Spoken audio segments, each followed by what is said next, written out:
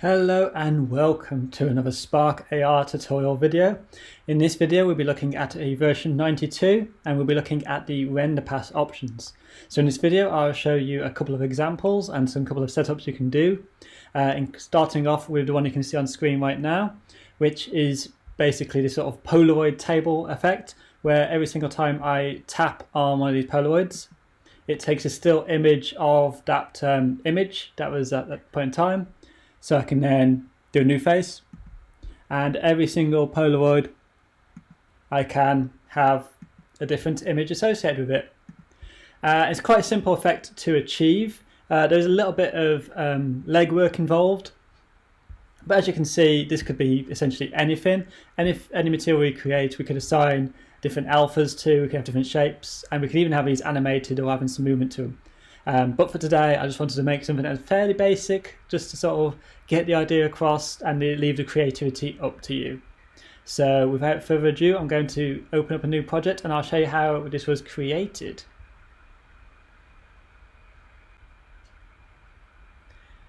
Okay, so I've just opened up a fresh project, and all I've done is I've just imported an image of my table surface and a picture of what's going to be my Polaroid. So I've just created a rectangle in Photoshop and cut out the middle as a PNG. And then I just created a rectangle on my canvas that's going to be my background, that's set to fill the width and height of my screen. So what we're going to want to do now is we're going to want to, first off, we're going to want to try and capture the live feed data. So we're going to simply right click on our canvas and we're just going to add a rectangle. Just so we can have something to preview this live feed onto. I'm just going to position this in the middle, and I want to try and make it higher than it is wide, keeping to the sort of portrait 16:9 kind of resolution. Because again, I could use something like a fit to rectangle patch sequence setup, but I'm not going to cover that today. There are other tutorials online that I can link down below that will cover how to scale to different sizes. Today I'm trying to basically just go for the very core basics of using the Renderpass tools. So I'm just going to rename this rectangle Polaroid 1.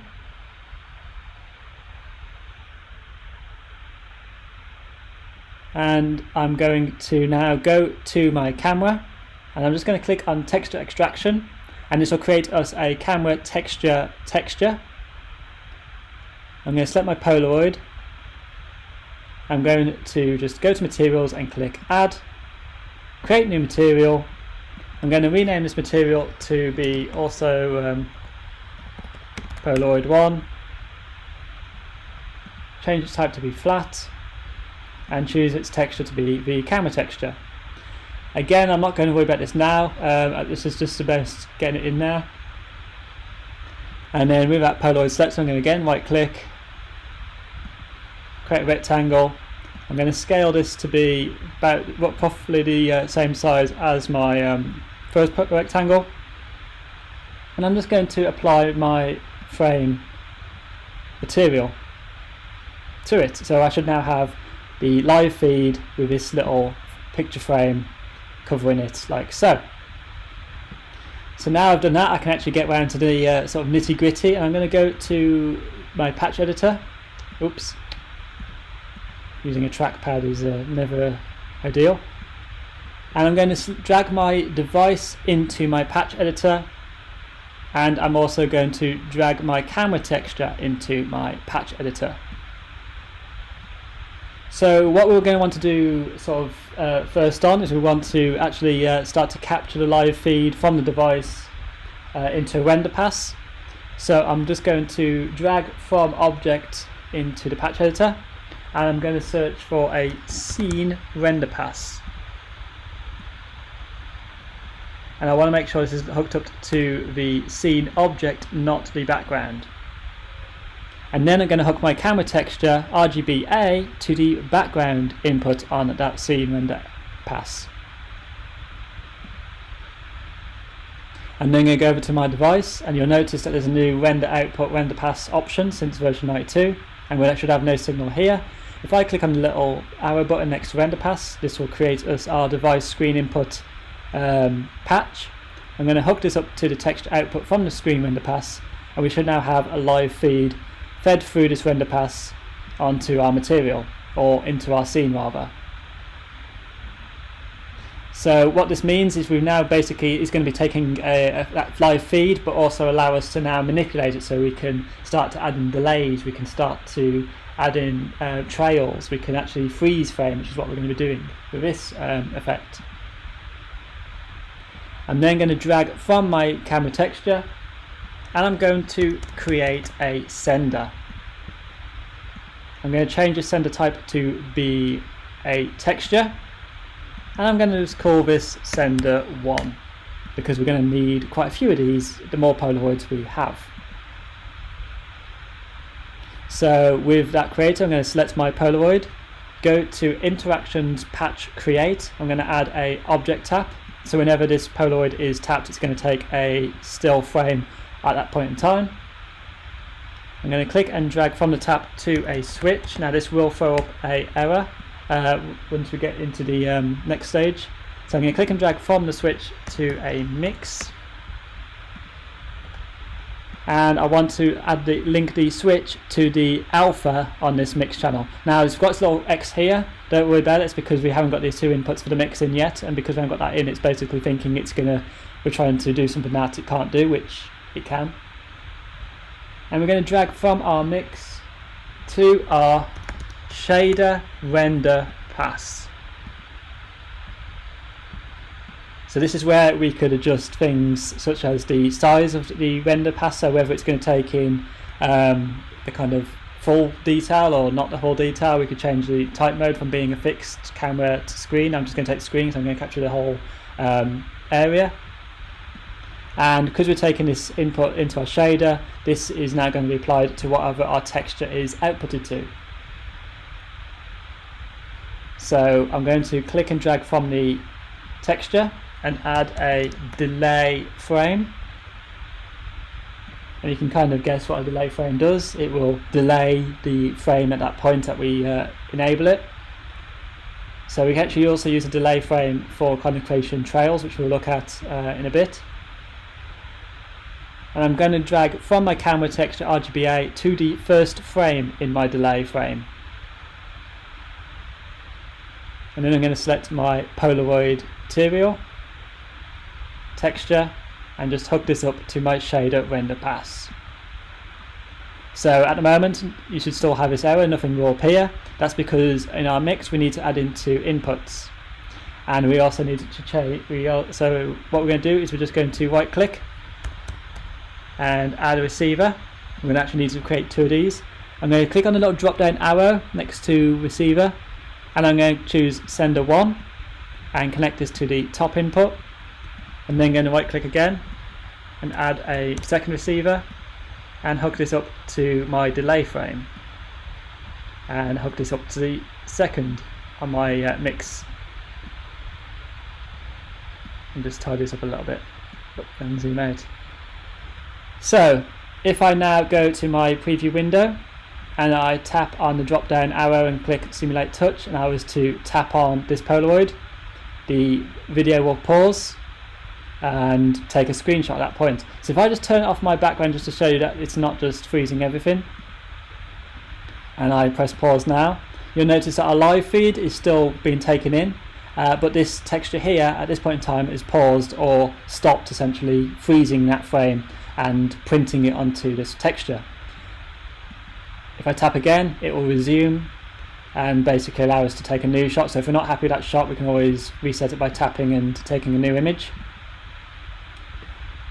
And because we have this object, this rectangle object, we could still control it, so we could still animate its position, its rotation, its scale.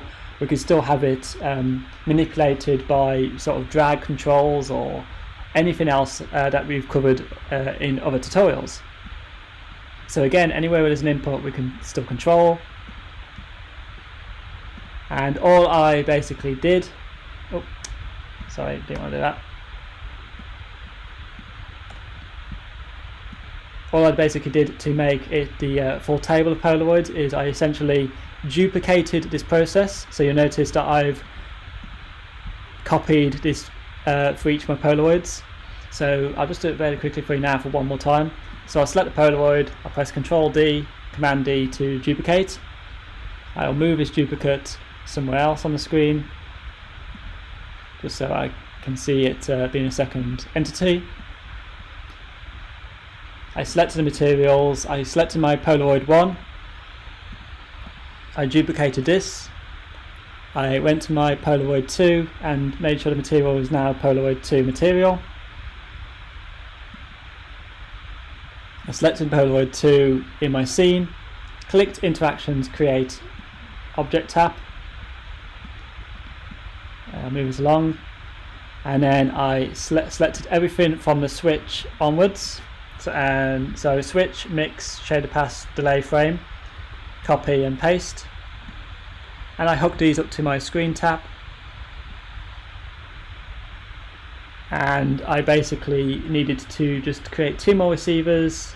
So again, I just typed in receiver, making sure I spell it correctly, and I need to just create one more sender here. So I'm going to select the sender, press Command C, Command V, and name this copy sender 2. Select this receiver to be sender 2 into the input. I select my delay frame and rename this one to delay frame 2 so we don't get any confusion. Added another receiver and selected this receiver to be connected to my delay frame 2, and then hooked that up to my mix. So now if I was to tap on one of these Polaroids, it'll freeze the texture there. If I select my second Polaroid, it should freeze it there as well, but I need to actually just hook up the material. So go to the materials, Polaroid 2, select the texture and hook this up to my second shader Renderpass, like so. So now if I press the first one and pause, it will take a screen, do it on the second one, it'll freeze, and so on and so on. So basically I can kind of do this an indefinite amount of times, although there will probably be a limit of how much data or file size, so do bear that in mind.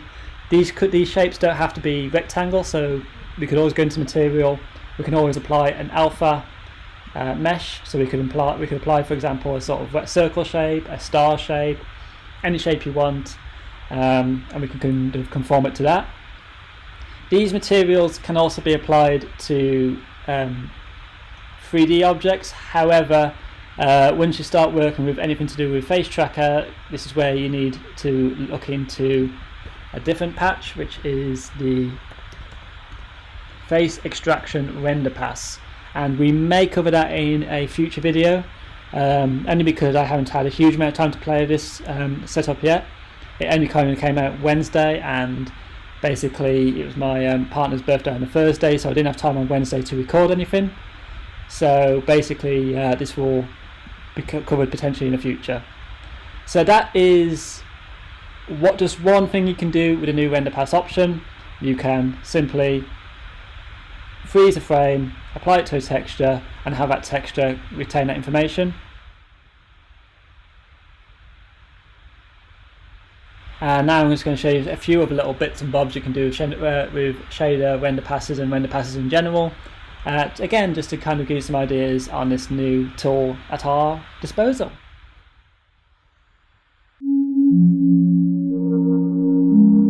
Okay, so the second effect I want to show you that you can generate using render passes is the kind of motion blur, or sort of blurring effect, where when you move you kind of get like your trail of yourself sort of delayed behind you.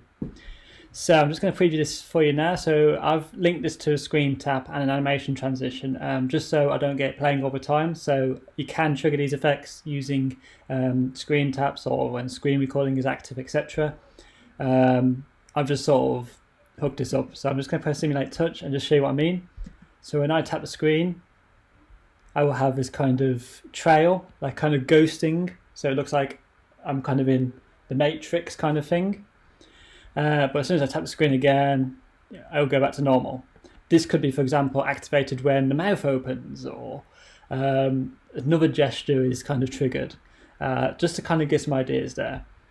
So this is very, very easy to produce. So I'm just going to open up a new project and we will talk through how this was generated. As you can see, there is barely, in fact there's nothing in my scene that's actually doing anything. It's all driven by the camera itself. And again, if you want to do anything using face filters, or you want to sort of time things or look into more advanced things, please drop your comments down below and we will look into it. No guarantees. If you ever get stuck or confused, there are some fantastic resources out there. And again, just ask around and I'm sure somebody will have the answer. I don't know everything. Simple as. Anyway, I'm just going to show you how this is generated. We'll see, as we do every tutorial, we'll start off with a clean, fresh project. And all we're going to do first is we're going to go to camera, texture extraction. So again, we always want our camera texture extracted. I'm just going to drag this into my patch editor. And we're then going to drag from the RGBA out and we're going to add it to a delay frame. So again, we're using the delay frame patch that we saw in the first part of this video. And then going to add a mix. And I'm going to link this mix up to a shader Renderpass. And I'm just going to hook this shader Renderpass to my Renderpass in on my delay frame. So again, anything that's blue is a sender or receiver. So I need to right click and get a receiver. And I'm going to select my device, Renderpass. So I get my Renderpass texture. And again, this could be linked to a material like we did in the first part. Hook this up to my receiver, like so. And at the moment we should see nothing, we should see sort of grey blank. And that's because at the moment we've got nothing in our mix. So if you remember last time we needed to have two inputs in our mix before we saw anything. So I'm going to hook my RGBA to the top of my mix. And then I'm going to add another receiver. And I'm going to make sure this receiver is hooked up to my delay frame on both of my receivers. Hooked this up to my mix, and as you see, nothing's happening at the moment. But if I increase my alpha values between 0 and 1, you can't go, I would advise going 1 or above, because as soon as you go to 1, you'll notice that it just sort of freezes. And if we go any higher, we kind of get this sort of bizarre glitch kind of going on, where it kind of is over computing itself. So I tend to go highest 0.9. So as you see, this is as it is. If you used to move, this would just play and you'd get this kind of trail going on, this kind of ghosting. But what I did is I kind of went a little bit further and I just added in a simple control. So we're going to go with, actually let's go with a mouth open maybe. Let's see if that will work. This might throw up a wobbly. We will see. There we go. Interactions, create, mouth open. Just drag my face select, face finder, face tracker and mouth over here. So when the mouth is open, I want this to fire a pulse. That's going to be linked to an animation. Again, I'm just going to need to make myself a little bit more space, so let me just scale this up a bit. Come on. Okay, never mind, you want it to be that way? Be that way. So, we've got our face finder, face tracker linked to our mouth open to our pulse. When the pulse is turned on, we want it to play. When the pulse is turned off, we want it to reverse. We're going to link the progress to a transition. And we're going to set this transition to be a number. And we're going to have it change between 0 and 0.9 highest. And hook this up to my mix alpha down here. So let me just preview this for myself and see if this works.